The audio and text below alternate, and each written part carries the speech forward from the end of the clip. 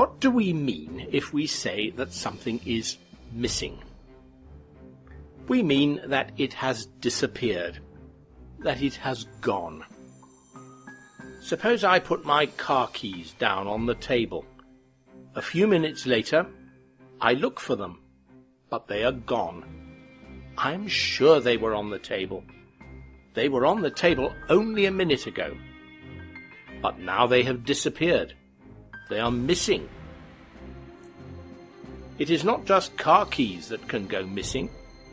Your luggage can go missing at the airport, and children can go missing in a busy shopping centre, and sometimes much bigger things go missing, as we shall discover in this podcast.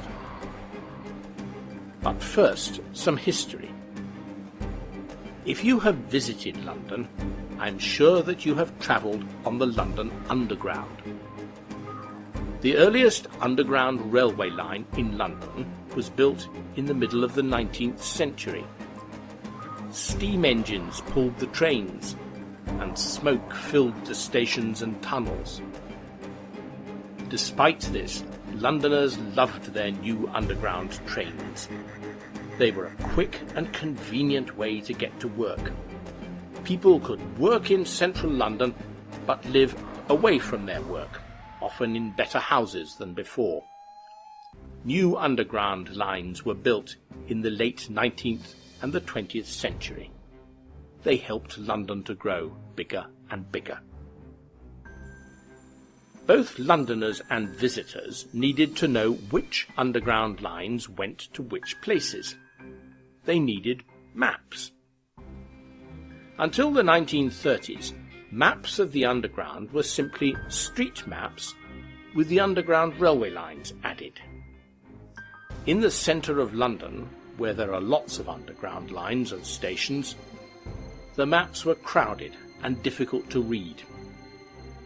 But if you made the map so that you could see easily what the underground system in central London was like, the map had to be very big to cover all the underground lines in the suburbs.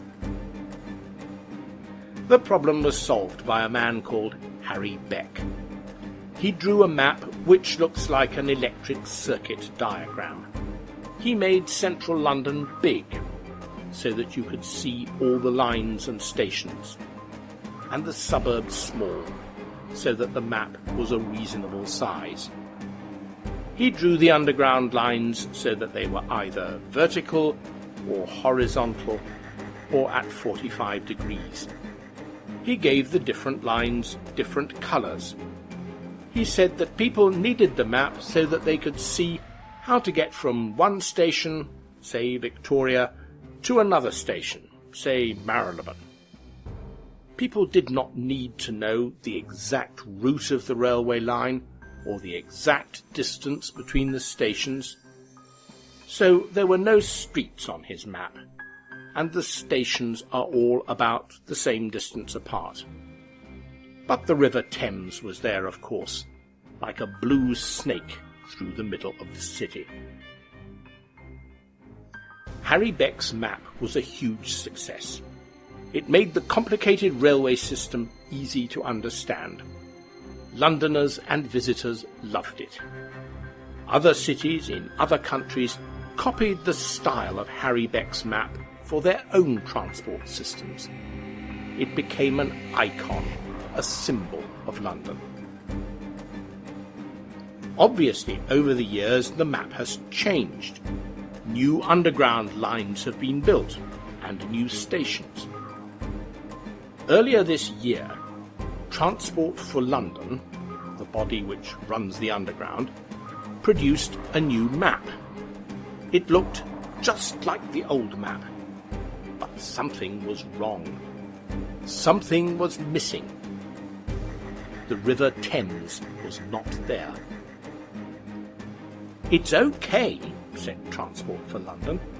"You can't see the river when you travel on the underground, so you don't need to know where it is." But Londoners were unhappy. The River Thames is not particularly beautiful, but it divides London into North London and South London. If you have lived in London, you will know that North London and South London are almost on different planets. South Londoners do not like going north of the Circle Line. North Londoners take their passports with them if they travel south of the river. So the river is important, and now it was missing from the underground map. The public outcry was so loud that Transport for London quickly decided to print a new map, with the river back where it should be. We English are deeply conservative about little things. We like Harry Beck's map the way it is, with the river, and we do not want to change it. Goodbye.